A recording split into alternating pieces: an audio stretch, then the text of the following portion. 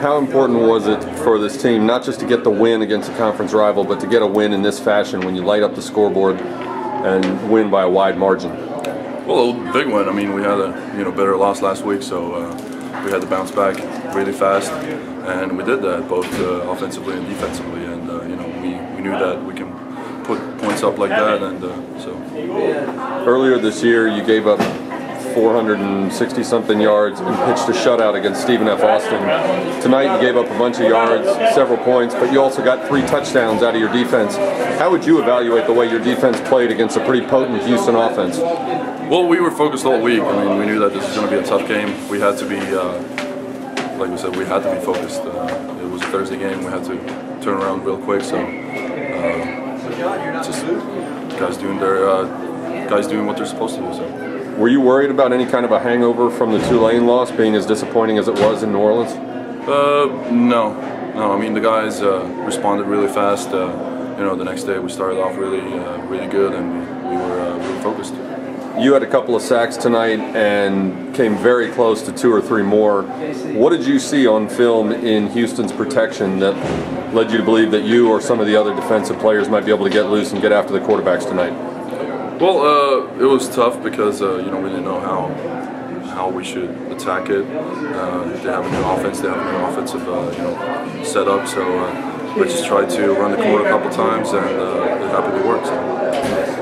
There have been times in the past couple of years when teams that run this kind of a hurry-up offense have given you guys some difficulty. Was pressure the #1 key to your game plan defensively to try to knock them off balance a little bit? Yeah, for sure. I mean, we had to get the quarterback uncomfortable, and we had to stay on coverage.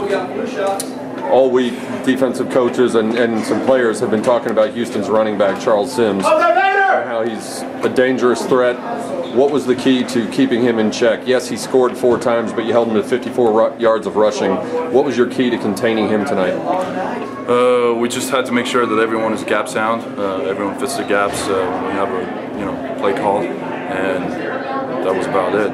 We knew that if he gets loose, it'll be hard to take him down. So we tried to play it like we do.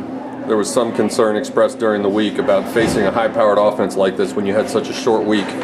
Now you got a long week of preparation. Is that going to be a detriment to your preparation for your next game? I don't think so. I mean, it's just like I said before. Like the guys were really focused right away as soon as we got over the Tulane loss.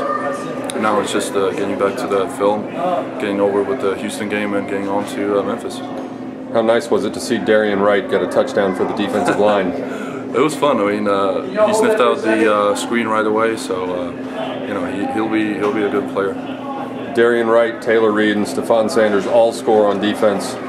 Who had the best style points from your perspective? Oh no, they were all kind of the same. Biggest hit of the night? A couple of your hits on the quarterback, or Taylor Reed knocking David Pyland out of the game? Well, I softened him up for him, so he just made the final punch. That's one of your big goals every week, though, right? Don't you talk about wanting to see the backup quarterback? Not like that. I mean, we just want to play hard. How different was their offense once Pyland went out and they rotated the 2 backup quarterbacks? They ran pretty much the same things. They ran pretty much the same things. So we just had to respond, and they definitely went on with the passing game. So we had to make sure that we play the cover down and get the pressure on the quarterback. What were the messages either from Coach Mason and the rest of the defensive staff, or even Coach Jones at halftime? What kind of things did you talk about with a 2-touchdown lead to try to put away the game in the second half? Just play hard, as we're taught to do, and if we do that, things take care of themselves.